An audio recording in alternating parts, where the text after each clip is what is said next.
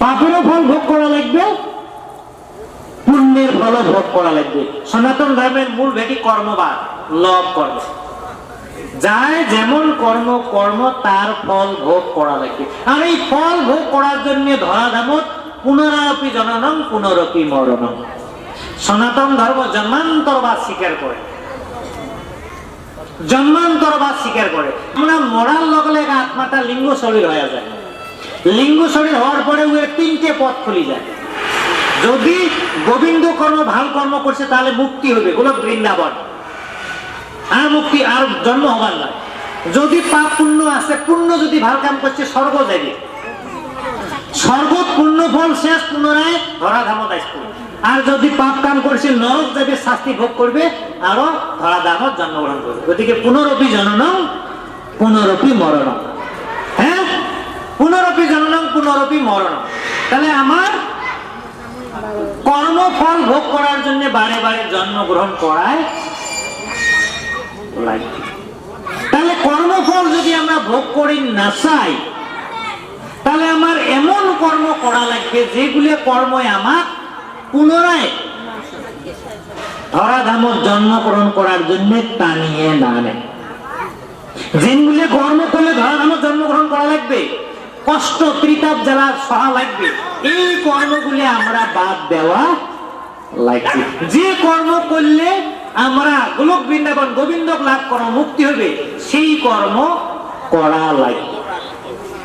হ্যাঁ, এটি হচ্ছে লব কর্ম, কর্মবাদ সনাতন ধর্মের, এটি আমার মূল ভেটি। তাহলে গীতা কইছে ক্ষণমহি জাততিষ্ঠং ন কর্মকৃত, কাও 1 মিনিট সময় কাম না করা করি বাসি থাকিবি না।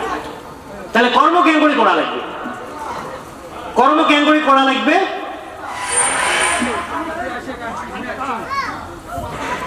কর্ম করা লাগবে নিষ্কামী।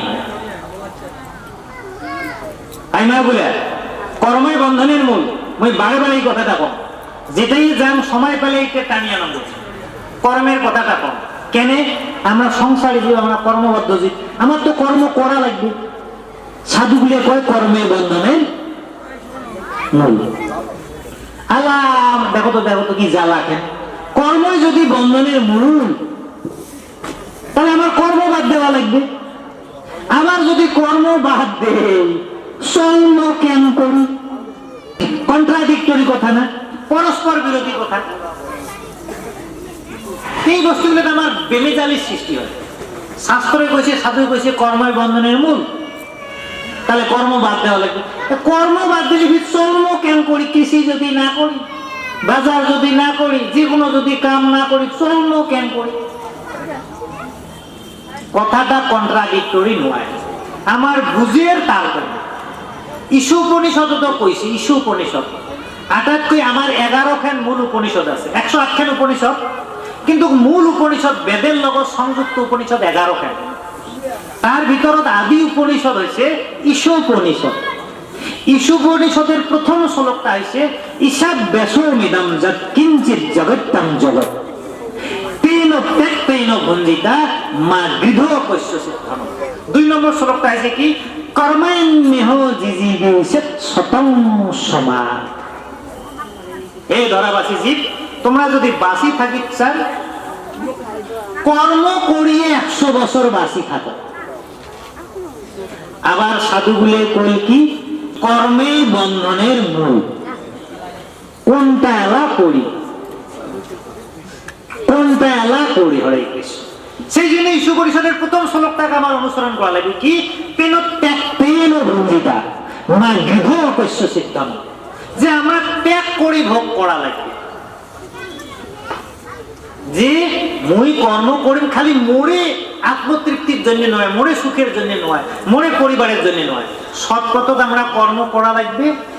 আবার নিজের যেটুক লাগে এইটুক সৎ কামাদিস করার পরে কিছুমান সৎ পাত্র গরিব দিন দরিদ্রের জন্য সৎ কামের জন্য, যেমন ভাগবত আসর দান দক্ষিণা করা লাগবে। অসৎ পথত কর্ম করা যাবে না, আর নিষ্কামী হিসেবে কর্ম করা লাগবে। গীতা কইছে যাই নিষ্কামী হিসাবে কর্ম করিবে তার কর্মের বন্ধনে লিপ্ত করেন না। আর যখন কর্মের বন্ধনে লিপ্ত করেন নয়, উয়ের কর্ম করিয়ে কোনো পাপ হবার নয়।